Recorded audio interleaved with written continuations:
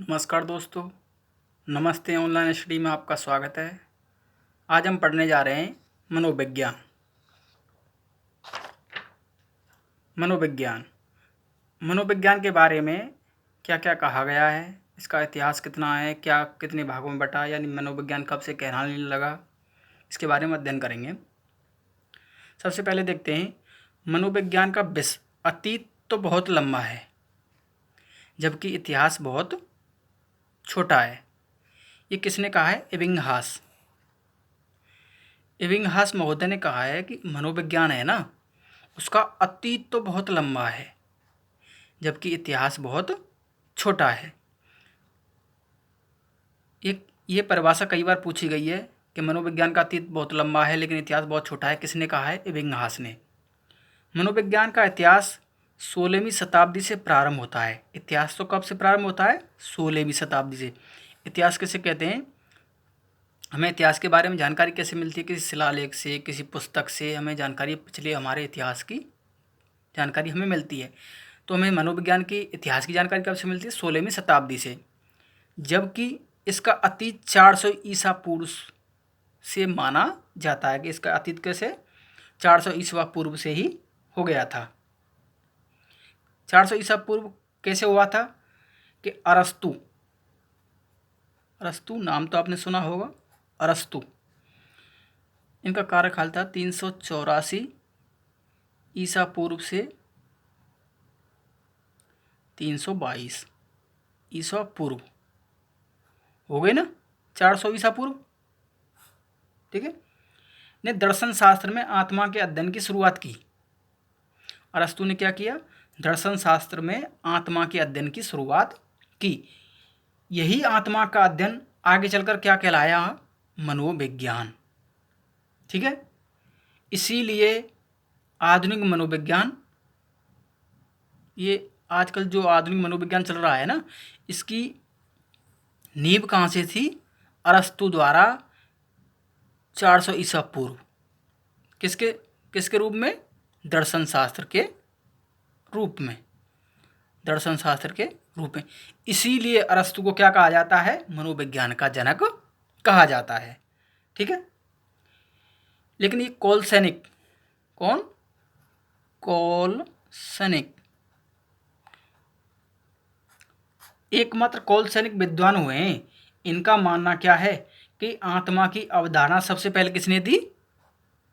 प्लेटो ने। केवल कोलसैनिक मानते हैं कि मनोविज्ञान की जो शाखा है ना, उसमें सबसे पहले आत्मा का अध्ययन किसने किया था। यानी जो मनोविज्ञान आज के रूप में, जो आधुनिक काल में जो मनोविज्ञान पढ़ाई जा रही है ना, वो सबसे पहले इसमें आत्मा का अध्ययन सबसे पहले किसने किया था? प्लेटो ने। कौन मानते हैं ये? सिर्फ कोलसैनिक। ठीक है। अब देखते हैं मनोविज्ञान का सर्वप्रथम प्रयोग 1590 ईस्वी में रुडोल्फ गोएकर ने अपनी पुस्तक साइकोलॉजिया के अंतर्गत किया। मनोविज्ञान का सर्वप्रथम प्रयोग किसने किया? 1590 में रुडोल्फ गोएकल ने किया। इनकी पुस्तक का नाम था साइकोलॉजिया। ठीक है। मनोविज्ञान के जनक किसे कहा जाता है? अरस्तु।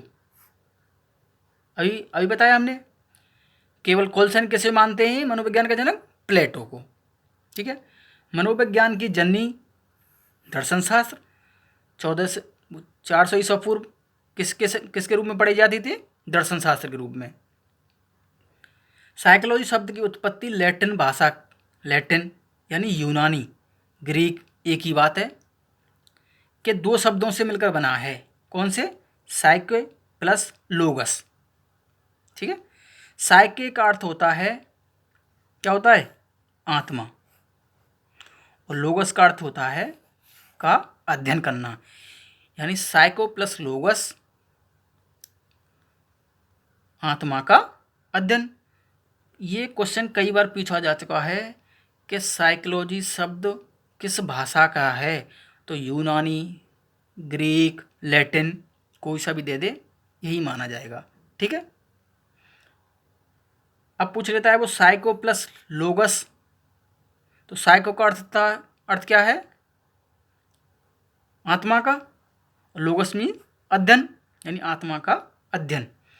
इसी शाब्दिक अर्थ के आधार पर सर्वप्रथम प्लेटो, अरस्तु और देकार्ते आदि के द्वारा मनोविज्ञान को आत्मा का क्या कहा गया है? विज्ञान। सर्वप्रथम इसी शाब्दिक अर्थ पे, यानी आत्मा के अध्ययन, साइको प्लस लोगस, आत्मा अध्ययन, इसी अर्थ के आधार पर सबसे पहले प्लेटो, अरस्तु और देकार्ते ने मनोविज्ञान को क्या कहा? आत्मा का विज्ञान माना। कब माना? 16वीं शताब्दी में। ठीक है, हो गया ना इतिहास, 16वीं शताब्दी से प्रारंभ हो गया। अब आता है आत्मा शब्द की स्पष्ट व्याख्या नहीं होने के कारण 16वीं शताब्दी के अंत में यह परिभाषा अमान्य घोषित कर दी गई। इसका क्या हुआ? स्पष्ट व्याख्या नहीं कर पाए, क्योंकि आत्मा का ना कोई रूप, रंग, आकार, किसी के बारे में ये व्याख्या नहीं कर पाए, तो 16वीं शताब्दी के अंत में क्या हुई? ये परिभाषा भी अमान्य घोषित कर दी गई। 17वीं शताब्दी में इटली के मनोवैज्ञानिक पोम्पोलोजी, ठीक है, इटली के मनोवैज्ञानिक हुए 17वीं शताब्दी में। कौन? पोम्पोलोजी।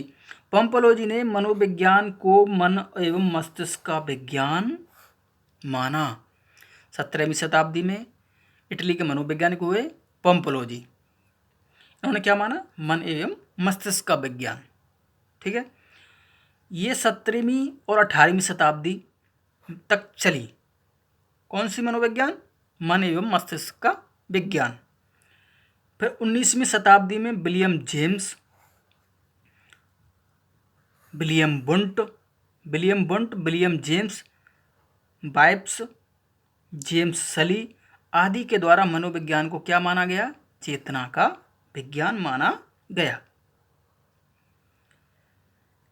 16वीं शताब्दी आत्मा का विज्ञान, 17वीं शताब्दी मन एवं मस्तिष्क का विज्ञान, 18वीं तक यही चली। फिर 19वीं शताब्दी में विलियम बुंट, विलियम जेम्स, बाइल्स, जेम्स सली आदि के द्वारा क्या माना गया? से चेतना का विज्ञान माना गया। ये क्या हुआ? ये भी अर्थ क्या हुआ? अपूर्ण हुआ, यानी इसकी भी ये बारे में ज़्यादा नहीं बता पाए, तो इसलिए इस अर्थ को भी इन्होंने क्या कर दिया? अमान्य घोषित कर दिया गया। ये अमान्य घोषित क्यों किया?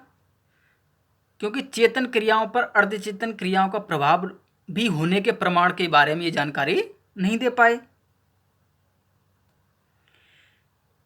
विलियम बुंट ने जर्मनी के लिप्जिंग शहर में, जर्मनी का लिप्जिंग शहर था, उसमें 1879 में प्रथम मनोवैज्ञानिक प्रयोगशाला स्थापित की। ठीक है,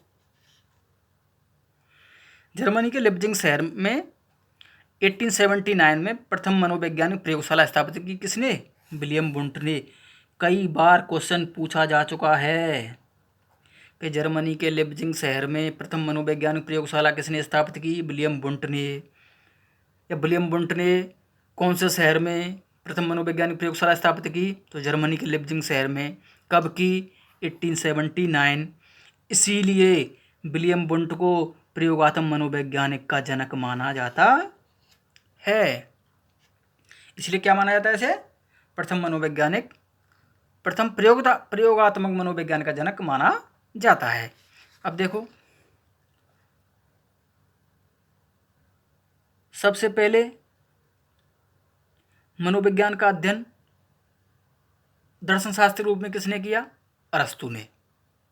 ठीक है, इसीलिए इसे मनोविज्ञान का जनक भी माना जाता है। लेकिन कोलसैनिक एकमात्र ऐसे विद्वान हैं जिन्होंने किसे माना है? प्लेटो को मनोविज्ञान का जनक माना है। मनोविज्ञान की जननी कौन है? यानी दर्शन शास्त्र रूप में प्रयोग होता था 400 ईसा पूर्व। साइको प्लस लोगस, आत्मा का अध्ययन।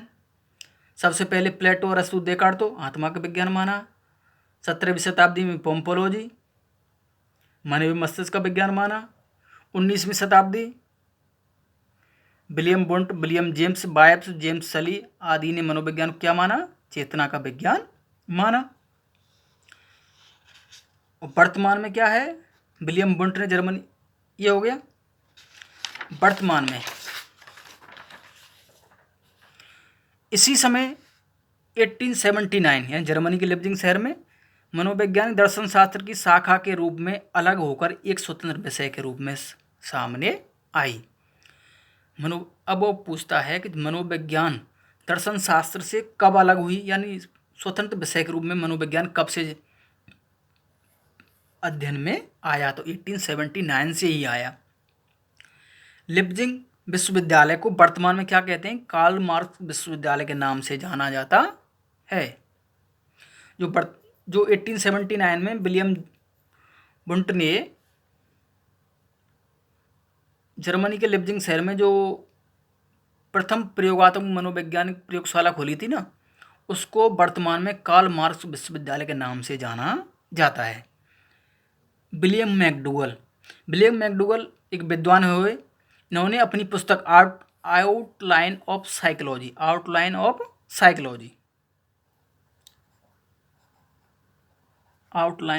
साइकोलॉजी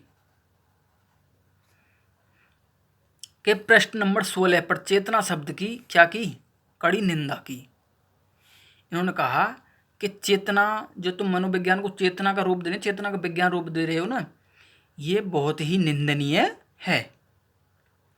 20वीं शताब्दी में मनोविज्ञान को व्यवहार का विज्ञान माना जाने लगा।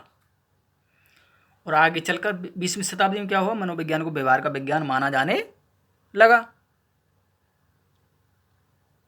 और आज तक यही भाषा चल रही है। व्यवहारवाद के जनक बार्सन, ठीक है, व्यवहारवाद के जनक कौन है? बार्सन। और व्यवहारवादी किसको मानते हैं? वंशानुक्रम में कम विश्वास करते हैं, जबकि वातावरण में अधिक विश्वास करते हैं। जो व्यवहारवादी है ना, व्यवहारवाद का जनक कौन है? बार्सन। व्यवहारवादी मानते हैं कि बच्चे पर वंशानुक्रम का कम प्रभाव पड़ता है, जबकि वातावरण का अधिक प्रभाव पड़ता है। इसीलिए बार्सन ने एक परिभाषा दी कि तुम मुझे कोई बच्चा दो और मैं उसे बताओ क्या बनाऊं, तुम कहो वही मैं बना दूं, डॉक्टर, इंजीनियर, चोर, ठीक है। इसलिए इन्होंने क्यों कहा? क्योंकि ये वंशानुक्रम से ज़्यादा वातावरण पर प्रभाव मानते हैं कि बच्चा पर वंशानुक्रम को कम प्रभाव पड़ता है और वातावरण का ज़्यादा प्रभाव पड़ता है। फिर एक विद्वान हुए वुडवर्थ। इन्होंने परिभाषा दी, मनोविज्ञान ने सर्वप्रथम अपनी आत्मा का त्याग किया, फिर मन का त्याग किया, फिर चेतना का त्याग किया, और आज मनोविज्ञान व्यवहार की विधि के रूप में स्वीकार है। ठीक है। वुडवर्थ की परिभाषा को आप ऐसे याद करते हैं, वो गाना सुना होगा आपने, मेरा तन डोले मेरा मन डोले। तो ऐसे क्या है? कभी आत्मा, कभी मन, कभी चेतना। तो आज के रूप में क्या है? वर्तमान में ये व्यवहार का मनोविज्ञान के रूप में जानी जाती है। क्रो एंड क्रो, ये हैं एलिस क्रो और एलिन क्रो। ठीक है। इनकी परिभाषा हर टॉपिक में आपको पा जाएगी, इसीलिए इसको विशेष ध्यान से पढ़ें। 20वीं शताब्दी बच्चों की शताब्दी कहा। किसने कहा? Crow and crow. ये कई बार पूछा जा चुका है कि 20वीं शताब्दी को बच्चों की शताब्दी किसने कहा? Crow and crow. यानी किस शताब्दी को बच्चों की शताब्दी कहा? 20वीं शताब्दी को। वर्तमान समय में मनोविज्ञान को व्यवहार की अनुभूति का विज्ञान भी माना जाता है। वही होगी कि व्यवहार का मनोविज्ञान वर्तमान में कौन सी मनोविज्ञान के रूप में जाना जा रहा है? व्यवहार के मनोविज्ञान के रूप में जाना जा रहा है। अब देखो, मनोविज्ञान के जनक अरस्तु, ठीक है। कोलसैनिक ने किसको माना है? प्लेटो को। शिक्षा मनोविज्ञान के जनक थॉर्नडाइक। प्रयोगात्मक मनोविज्ञान के जनक विलियम बुंट, जर्मनी, लिप्जिंग शहर, 1879 प्रथम प्रयोगात्मक प्रयोगशाला खोली। आधुनिक मनोविज्ञान के जनक विलियम बुंट को ही माना जाता है। अब देखो, अमेरिकन मनोविज्ञान के जनक तो विलियम जेम्स। इनमें से हर एग्जाम में कोई न कोई सिद्धांत का प्रतिपादक पूछा जा चुका है। विकासात्मक मनोविज्ञान जीन पियाजे। किशोर मनोविज्ञान स्टने हॉल। व्यक्तित्व मनोविज्ञान के जनक ओलफोर्ड। मौलिक व्यवहारवादी स्किनर। मूल प्रवृत्तियों के जनक मैकडूगल। इन्होंने 14 प्रकार की मूल प्रवृत्तियां बताई, हम आगे अध्ययन करेंगे। अब आता है कि मनोविज्ञान को कितनी शाखाओं में बांटा गया है।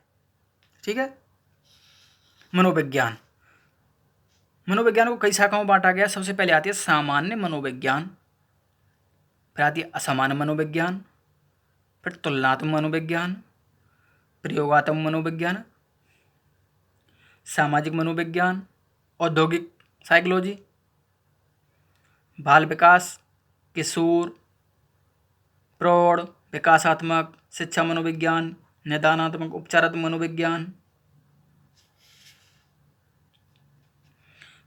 पशु मनोविज्ञान, परामनोविज्ञान। ये जो परामनोविज्ञान है क्या ना, ये सबसे आधुनिक शाखा है। इसको कहा जाता है उलझी हुई गुत्थियों पर चर्चा।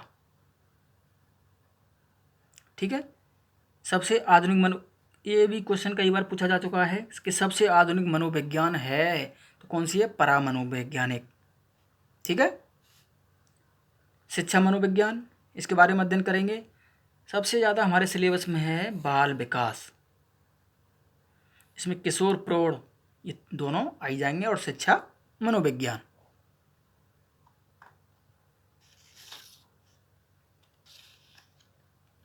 ठीक है, एक बार और दोबारा देख लेते हैं।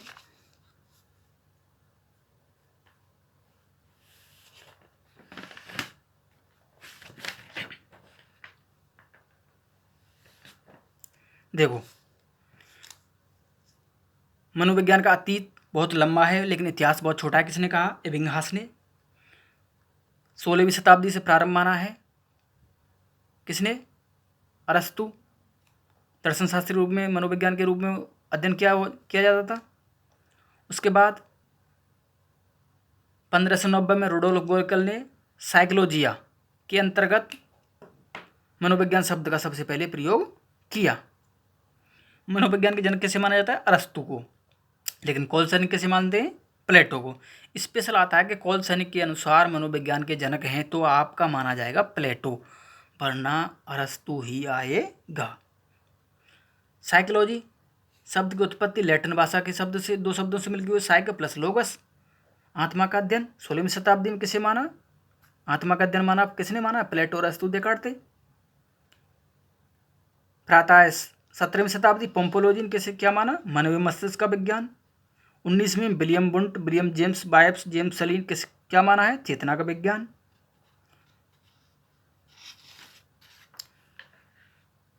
फिर आता है 20वीं शताब्दी में वाटसन,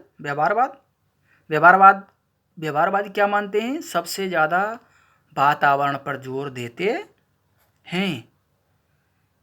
ये 1/10 तो मानते हैं वंशानुक्रम और 9/10 मानते हैं वातावरण। ठीक है, ये इन्होंने परिभाषा दी वुडवर्सन ने कि मेरा तन डोले मेरा मन डोले। ठीक है, वाटसन ने कहा कि तुम मुझे कोई बच्चा दो, तुम बताओ क्या उसे क्या बनाऊं मैं। ये परिभाषा है, आपको ध्यान याद रखनी है। क्रो एंड क्रो ने कहा कि 20वीं शताब्दी बालकों की शताब्दी है। ठीक है, ये मनोविज्ञान के जनक हैं, प्रतिपादक हैं। मनोविज्ञान के जनक अरस्तु, शिक्षा मनोविज्ञान के थॉर्नडाइक, प्रयोगात्मक के विलियम बुंट, आधुनिक मनोविज्ञान के विलियम बुंट, अमेरिकन मनोविज्ञान के जनक विलियम जेम्स, विकासात्मक मनोविज्ञान के जीन पियाजे, किशोर मनोविज्ञान के जनक स्टैनली हॉल, व्यक्तित्व मनोविज्ञान के जनक ऑलपोर्ट, मौलिक व्यवहारवादी स्किनर, मूल प्रवृत्तियों के जनक मैकडूगल। ये मनोविज्ञान की शाखा हैं। ठीक है, धन्यवाद। आगे हम नेक्स्ट वीडियो में अध्ययन करेंगे। वीडियो को लाइक शेयर सब्सक्राइब करें। धन्यवाद।